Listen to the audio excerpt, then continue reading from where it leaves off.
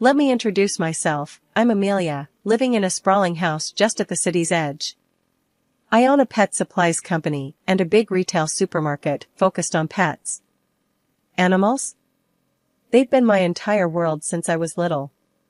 Always found myself caring for some creature or another, which led me to where I am now. It was a cool, crisp evening when James walked into one of my charity events. He was there to write a story, standing awkwardly by the side, holding his notepad like a shield.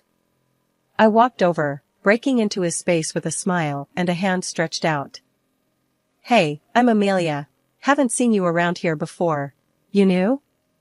He took my hand, a bit surprised, then flashed a quick, somewhat nervous smile. Yeah, James Mitchell. I'm covering this event for the local paper. You're Amelia Carter, right?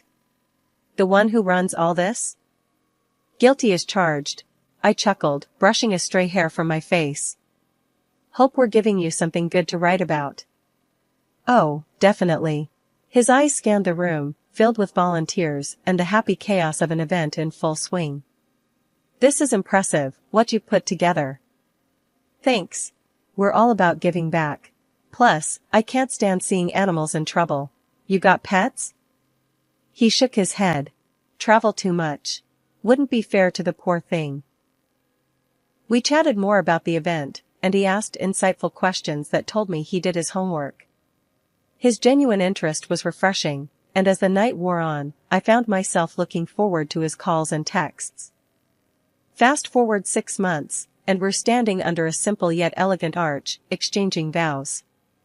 I remember thinking how wild it was that life could throw such good things my way when I least expected it. A year into the marriage, and my business was booming. The house felt even more alive with every stray I brought home. James, ever the intrepid journalist, kept bringing stories of his travels into our conversations, making our dinners lively and full of laughter. One night, I was closing up shop when a lady rushed in, just as I was about to turn the sign to closed. She was clutching a cardboard box so tightly her knuckles were white. Excuse me, are you Amelia? She gasped, out of breath. Yeah, that's me. What's up? She thrust the box into my hands. Found these kittens behind my house. I can't take care of them, but I heard you could help. Peeking into the box, I saw 4 tiny, mewling kittens, their eyes barely open. I got them, don't worry. They'll be safe here. Thank you so much. She looked relieved, almost on the verge of tears. I just didn't know what else to do. After she left, I settled the kittens into a warm blanket in the back, ensuring they were comfortable. That night, as I told James about them, he just shook his head in wonder. You ever gonna say no? He joked, pouring us both a glass of wine. Not when it comes to this. You know that. After the wedding, life started spinning faster than I ever imagined. The business was booming, and James's career as a journalist was on the rise. Every piece he wrote seemed to turn to gold, and his trips became more frequent. Despite the hectic pace, the day we found out I was pregnant was the day everything else seemed to pause, just for a moment. The positive test was like a beacon, cutting through the fog of our daily grind. James, we're going to be parents, I murmured, my heart hammering in my chest as he swept me into his arms. Yeah, babe, we are, he whispered back, his eyes bright with something like wonder. The pregnancy wasn't easy. Morning sickness hit me hard, and running the store became a daily challenge. James was supportive, always popping in when he could, bringing me ginger tea and those little crackers that were the only thing I could stomach some days. When Lily was born, it felt like a storm had passed, leaving the world shiny and new. But complications during the delivery cast long shadows. The doctors said I couldn't have more kids, a blunt statement that hung heavy between James and me in the sterile silence of the hospital room. James's disappointment was a quiet thing, but it stretched wide and deep. He tried to hide it, but sometimes I'd catch him staring out the window with a far-off look, or he'd be unusually quiet during dinner. James, talk to me. Please. I'd plead, reaching for his hand across the table. I'm fine, Mel, really. Just tired, you know? But his voice would be flat, and he wouldn't meet my eyes. When Lily turned 1, it was clear she was the light of my life. She had my eyes and James's easy smile. Teaching her to walk, to say her first words, it was a joy unlike any other. But James, he was there but not really. He'd smile and play with her, but his smiles didn't quite reach his eyes. Lately, James had started taking more business trips alone and was often late coming home from work. This shift left me with quieter evenings, which I spent nurturing Lily. She was my little ray of sunshine in the increasingly gray days of my marriage. At just 5, she was already reading children's books and even little notes I left around, which I wrote to spark her curiosity and love for learning. Our bond was my solace. As for James and me, our relationship had cooled considerably. He had taken to sleeping in another room, claiming he needed to get up early for work without disturbing me. My attempts at conversation, trying to bridge the widening gap between us, were met with curt responses or tired dismissals. It was past midnight when I was jolted awake by Lily, her small hands shaking me urgently. Her face was lit with a mix of fear and excitement as she tugged at my arm. "Mommy, come quick. There's a baby outside, I couldn't bring him in, he's too heavy," she blurted out, breathless from either the run up the stairs or the weight of her discovery. I was half in a dream, not fully grasping her words. "A baby? Lily, it's probably just your imagination. Let's get you back to bed."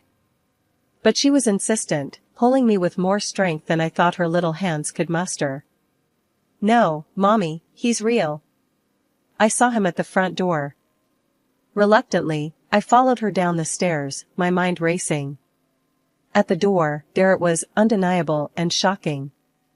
A baby boy, wrapped snugly but abandoned in a portable cradle right on our doorstep. This was a first for me. I'd taken in countless strays, but a child? Lily was peering into the cradle with a curious gaze. "Look, Mommy, it's a boy. He's my brother." I knelt beside the cradle, my heart sinking. "Lily, sweetheart, this isn't our baby. Someone must have left him here by mistake." But Lily was persistent, her small face serious as she said, "No, Mom, there was a note. It said he's Daddy's son, so he's my brother." Before I could respond, James appeared, his face unreadable in the dim porch light. "What's all this?" he asked, his voice tinged with a forced casualness that didn't sit right with me. Lily was quick to answer, "Daddy, it's your baby. The note said so." James let out a stiff, uneasy chuckle.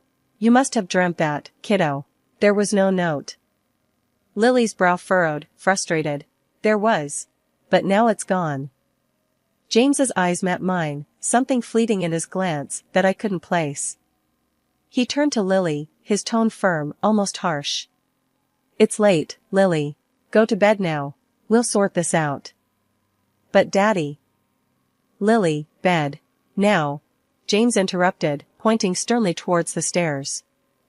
Lily, crestfallen and muttering, trudged back upstairs.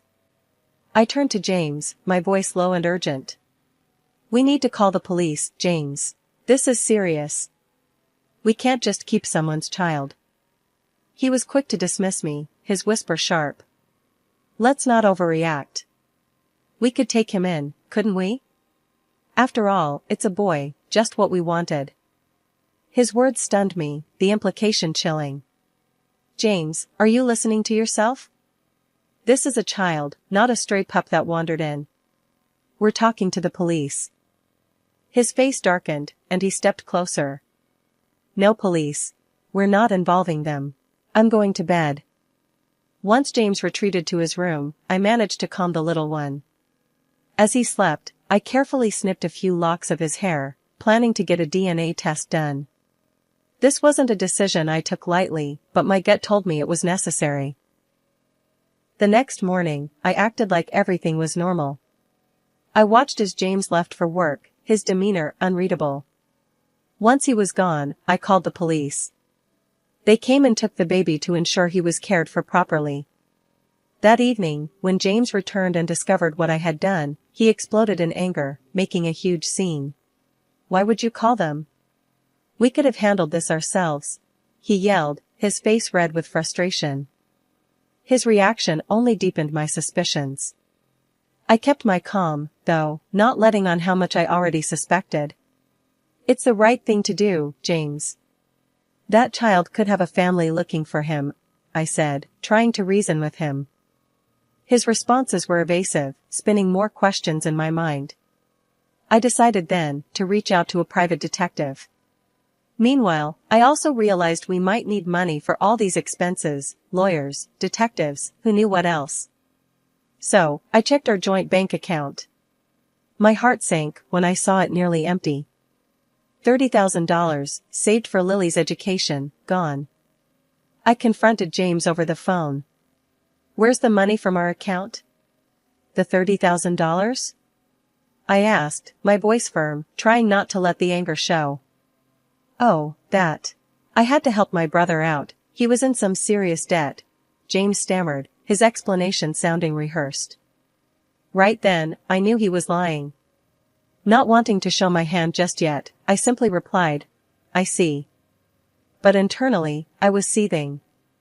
This confirmed my decision to hire the detective. With my personal savings, I took the baby's hair and some from James's comb to a clinic for DNA testing. The process was straightforward, but waiting for the results was agonizing. During that time, I tried to keep things normal at home, especially for Lily's sake, but the atmosphere was tense. 2 weeks later, I received the call from the clinic. The results were as I feared, the child was indeed James's son. I said nothing to James, waiting instead for the detective's report to see the full picture. A week after getting the DNA results, I met with the detective. James had an affair with a woman who then gave birth to his son. They had planned to be a family until she met someone wealthier and decided to abandon the child with James, disrupting her new plans. The detective explained everything in a low, even tone, but each word was a hammer to my heart. Once she found the other guy, your husband's son became inconvenient. That's why the baby ended up on your doorstep. With the address from the private detective in hand, I drove to the mistress's apartment, a mix of anger and disbelief churning inside me. The whole ride there, I kept thinking about the baby, about James, and about the betrayal that had unfolded so shockingly. When I arrived, I didn't even hesitate at the door. I knocked sharply, my heart pounding in my chest. The door swung open, and there he was, James, looking like he'd seen a ghost. The color drained from his face when he saw me. "What are you doing here, Amelia?" he stammered, his voice barely above a whisper. I pushed past him into the apartment, my eyes quickly finding the woman who had turned my life upside down. She was as I imagined, only now wearing a panicked look as she saw me. "I'm not here to cause a scene," I said, my voice cold and steady. "I just want to know one thing. How could you leave a baby, your baby, alone on the street like that?"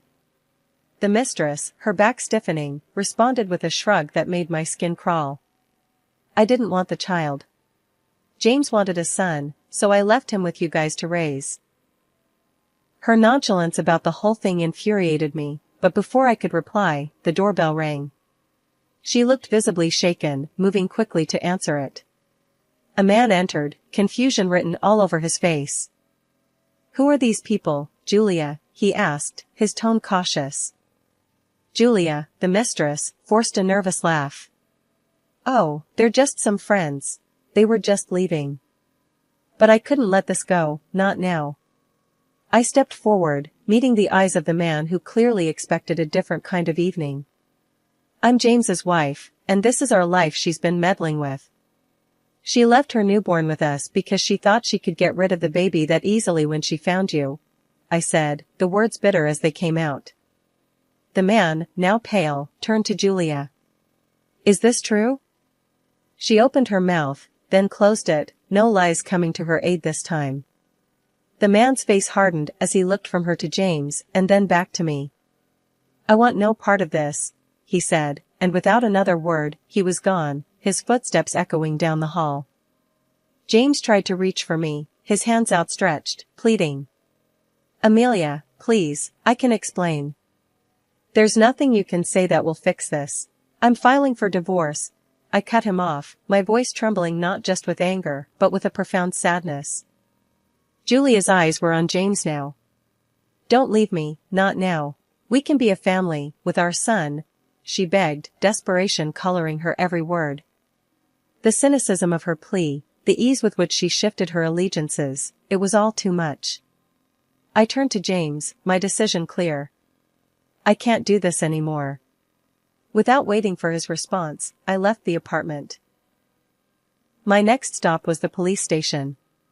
I filed a formal complaint against James's mistress for abandoning her child, an act that endangered his safety. The officer who took my statement was sympathetic, but his face was etched with the seriousness of the situation.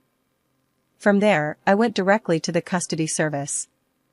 I argued fervently that the mistress should be stripped of her maternal rights. The caseworker assigned to the case took notes intently as I spoke. We'll need to conduct a thorough investigation. It will take time, she explained. I understand, but please consider the child's safety above all, I urged, the image of the abandoned baby still vivid in my mind. Feeling like I had started a necessary process, I then turned my attention to the impending legal battle with James. I contacted a lawyer, one recommended by my best friend who had gone through her own divorce. The lawyer, Mr. Green, was a stout man with a no-nonsense demeanor that immediately made me feel I was in capable hands. We'll need a strong strategy, especially if you're seeking financial compensation and custody, Mr. Green said during our first meeting. I want to ensure my daughter's future is secure, and I want back every penny James took from our joint account, I declared, my voice steady despite the turmoil inside. Mr. Green nodded, jotting down notes. The total amount withdrawn was $30,000, I answered. He used our savings, money that was meant for our daughter's education, for the needs of his mistress. That's a substantial sum. We'll also pursue alimony, given his lack of interest in co-parenting, and compensation for adultery, Mr. Green added, already flipping through his calendar for court dates. The legal proceedings that followed were lengthy and grueling. In court, James and his mistress were defensive, their behavior erratic. The judge frequently reprimanded them for their conduct, which ranged from interruptive outbursts to outright disrespect. On one particularly tense day in court, after James had tried to explain away his actions with feeble excuses, I had my turn to speak. Your Honor, he not only betrayed our family but also mismanaged our finances, jeopardizing our daughter's future, I stated clearly, meeting the judge's gaze. I seek full restitution and appropriate alimony to provide for her upbringing. When the final gavel came down, it was a relief. The judge awarded me the full $139,000, citing the clear financial misconduct and James's lack of participation in parenting. He also granted me custody of Lily, with James required to pay alimony. The money, when it finally came through, was immediately set aside for Lily's education. It wasn't just a victory in court, it was a promise to my daughter that I would always fight for her, no matter what. One crisp morning, I sat down with Lily at our kitchen table, her small fingers clumsily spreading jam on her toast. She looked up at me with those big, curious eyes, her brow furrowed in thought. Mommy, why don't we see Daddy anymore? She asked, her voice soft and uncertain. I paused, considering how to explain the complexities of adult problems to a child whose world shouldn't have to include such worries. Well, honey, sometimes people need a little time apart to understand how to be the best they can be. I started, trying to keep my tone light but honest. It doesn't mean Daddy doesn't love you. Lily nodded, taking this in. Do you still love Daddy? The question stung a little, not out of pain for James, but for the innocence Lily still held. I'll always care about him, because he's your dad. But sometimes love changes, and that's okay. A year after everything came crashing down, life finally seemed to find a rhythm again. Lily and I had settled into our new reality. The store was thriving, and the community around us had rallied in ways I'd never imagined, supporting both our business and our spirits. Then, one sunny afternoon, I received a call that would change the course of our lives once more. It was from the custody service.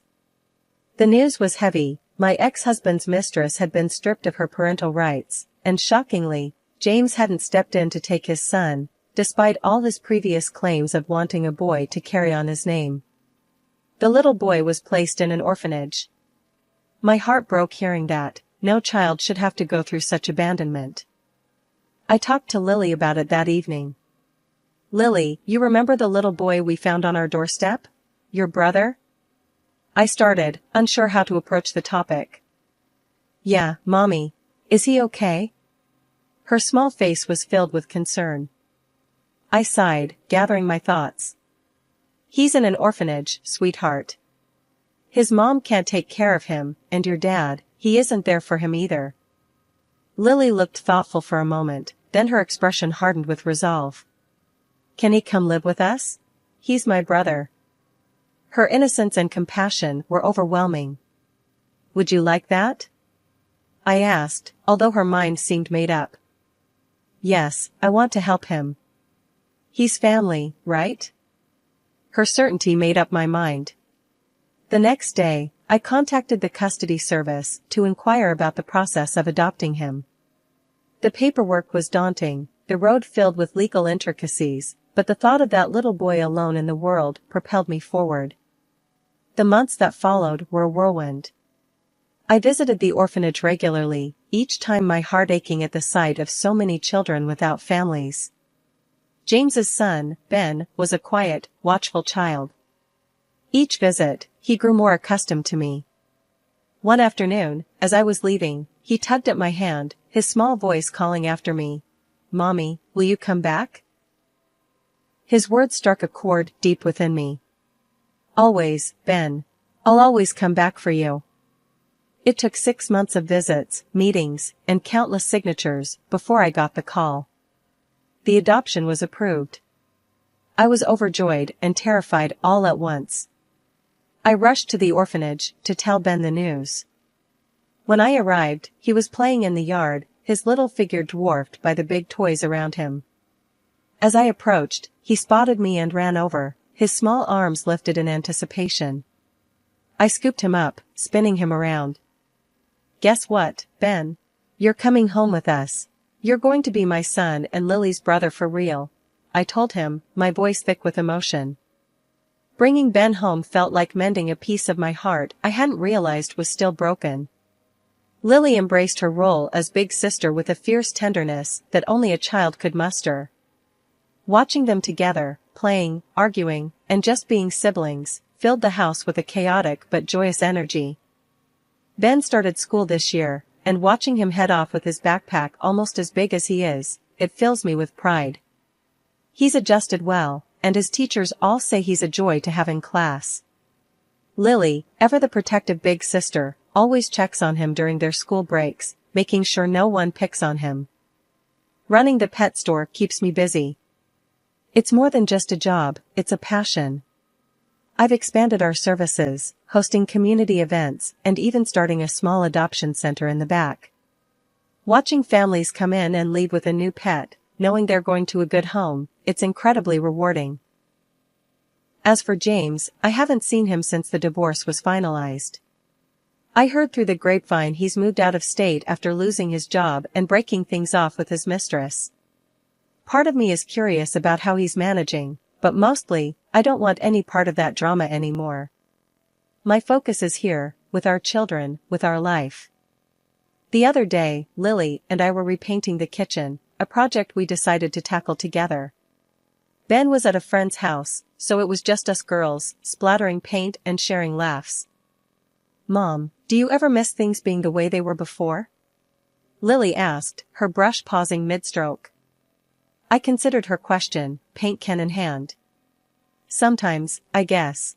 But I love our life now. Don't you?" She dipped her brush in the paint. "Yeah. It's better now. Ben's here, and we're happy. It's just different, that's all." "Different can be good, sweetheart. We've gotten through a lot, and here we are, stronger than ever," I reassured her, giving her a playful nudge with my elbow. Later that week, I had a meeting with the local animal shelter about partnering for an upcoming adoption event. After the meeting, as I was closing up for the day, I took a moment to look around at the life I'd built. From the bustling store filled with customers and their pets, to the community notices pinned up next to the register, to the photos of Lily and Ben at their latest school event. This was my world now, and it was a good one. As the sun set, casting long shadows over the floor of the shop, I locked up and headed home, ready to spend the evening with my kids, maybe watch a movie or play a game. Life had thrown us some curveballs, but here we were, catching every one and throwing them right back.